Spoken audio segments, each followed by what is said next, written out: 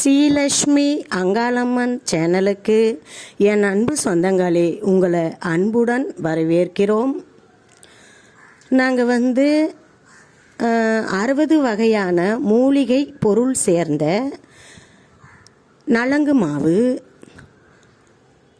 சீக்காத்தூள், கூந்தல் எண்ணெய், இது எல்லாமே நாங்கள் தயாரிக்கிறோம். இதில் உங்களுக்கு நான் காட்ட போகிற பொருள் நலங்கு மாவுக்கு தேவையானதையும் சீக்காவுக்கு தேவையானதையும் தனித்தனியாக நாங்கள் பிரித்து வச்சுருக்குறோம். காய வச்சு நாங்கள் வீட்டிலையே இலைகளெல்லாம், பூவு இலைகள், இது மட்டும் எங்களை சுற்றி இருக்கிற இடத்துல நாங்கள் அந்த தழைகளை பூவையும் வாங்கி கைப்படையாக அலசி காய வச்சு பக்குவப்படுத்தி வச்சுருக்குறோம். மேற்கொண்டு நாட்டு மருந்து கடையில் சென்று பட்டை, வேறு, மூலிகை பொருள்கள் அனைத்தையும் வாங்கின்னு அதை பக்குவப்படுத்தி காய வச்சு வச்சுருக்குறோம்.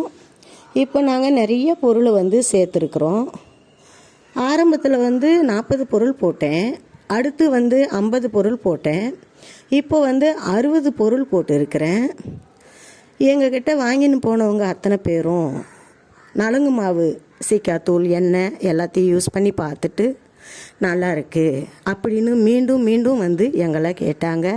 இப்போது நாங்கள் தொழிலை விரைவுபடுத்தியிருக்கிறோம். நிறைய பேர் அன்பு மக்கள் வராங்க, வாங்குறாங்க, கேட்குறாங்க. அவங்களுக்கு அனைவருக்கும் இல்லைன்னு சொல்லாமல் நாங்கள் கொடுத்துக்கின்னு வரோம். எல்லாமே உங்களுக்கு தெரிஞ்ச பொருள் தான், தெரியாத பொருள் எதுவுமே இல்லை.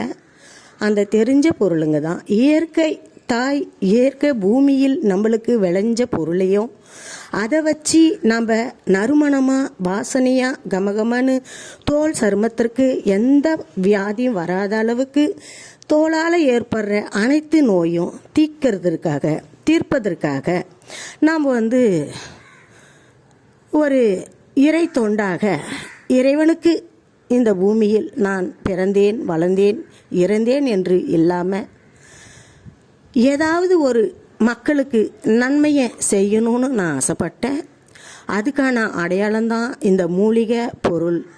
மூலிகைகளை வைத்து தலைக்கு சீக்காவும், தலைமுடிக்கு கூந்தல் எண்ணெயும், மேனிக்கு குளியல் பொடியும் தயார் பண்ணியிருக்கிறோம். அன்பு சொந்தங்களே, பாருங்கள். இதில் நாங்கள் முக்கியமாக கலந்துருக்கிற பொருள் பச்சை பயிறு, மூக்கல்ல, சோளம், கசகசா, கம்பு, சிகப்பு அரிசி, கடலப்பருப்பு, பச்சரிசி, சிகப்பு அரிசி, ஆளி விதை, வெற்றிலை, கேழ்வரகு மற்றும் இன்னும் பல பொருட்களை எல்லாமே சேர்த்துருக்குறோம்.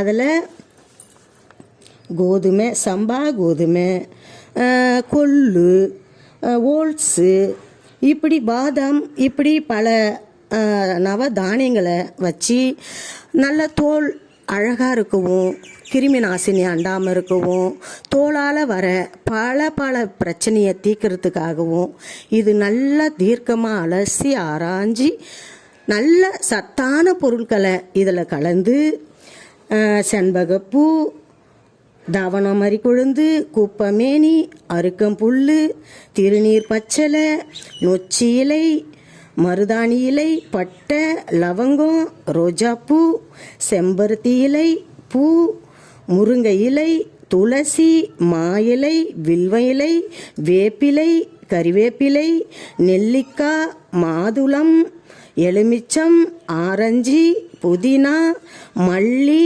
முல்லை, சம்பங்கி, இப்படி இன்னும் பல பொருட்கள், இன்னும் 60 வகை பட்டை, லவங்கம்லாம் அந்த பேரெல்லாம் எனக்கு சரியா வரல.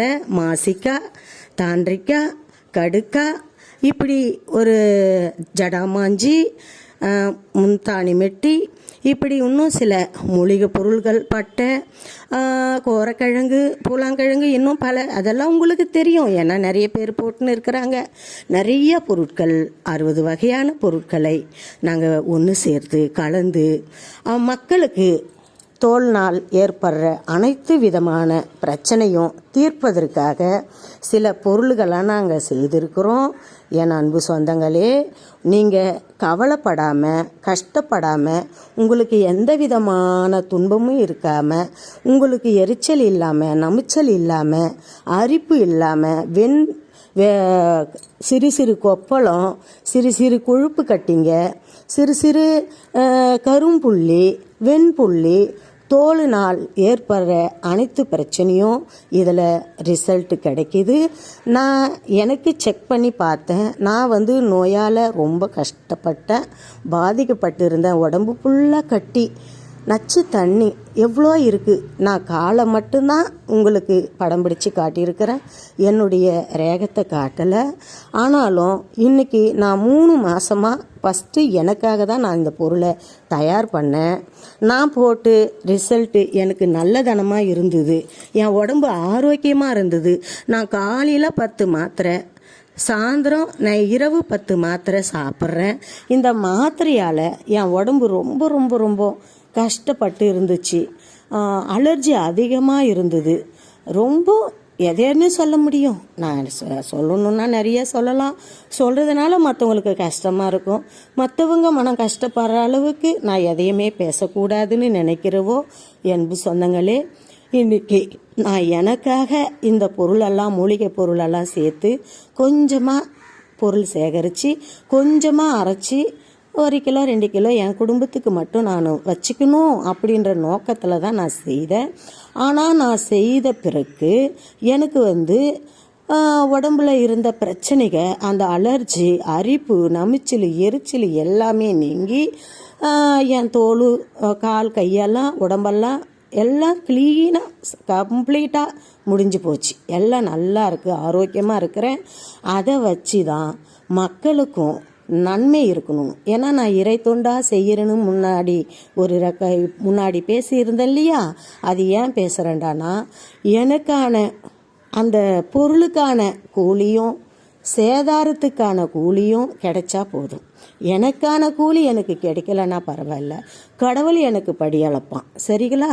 ஆனாலும் நான் இந்த மக்களுக்கு நான் எப்படி ஆரோக்கிய நிலைக்கு வந்தனோ அதே மாதிரி நீங்களும் ஆரோக்கியமாக இருக்கணும், அழகாக இருக்கணும், பளபளன்னு இருக்கணும், அருமையாக இருக்கணும். உங்களுக்கும் மனசாலையும் உடம்புலாலையும் எந்த பிரச்சனையும் வரக்கூடாதுன்ற ஒரே நோக்கத்தினால, ஒரே நல்ல எண்ணத்தினால இதை நான் இறை தொண்டாக எடுத்து மக்களுக்கு ஒரு வியாபாரமாக நான் கொண்டுன்னு வரேன். நான் உங்களுக்கு காசு வாங்கிட்டு தான் பொருளை கொடுக்குறேன், இல்லைன்னு சொல்லலை. ஆனால் காசு வாங்கிட்டு நான் பொருளை கொடுத்தாலும் நான் அந்த பொருளுக்கான மதிப்பு உள்ள காசை தான் நான் வாங்குறேன். எனக்கான காசை நான் வாங்குறதில்ல. எனக்கு இறைவன் கண்டிப்பாக கொடுப்பார், என்ன நல்ல நிலையில் வச்சுக்குவார். ஆனால் மக்களுக்கு ஏதாவது ஒரு நல்லது செய்யணும்னு நான் ஒரே குறிக்கோளாக நோக்கத்தோட இந்த பொருளை நான் தயார் பண்ணியிருக்கிற மக்களே, அன்பு சொந்தங்களே, வாங்குங்க, பயன்படுத்திங்க, பலனடைங்க. சரியா? வாங்கி அதை பயன்படுத்தி பார்த்தாதான் உங்களுக்கு பலன் கிடைக்கும். அதனால் என் அன்பு சொந்தங்களே, வாங்குங்க, பயனடைங்க.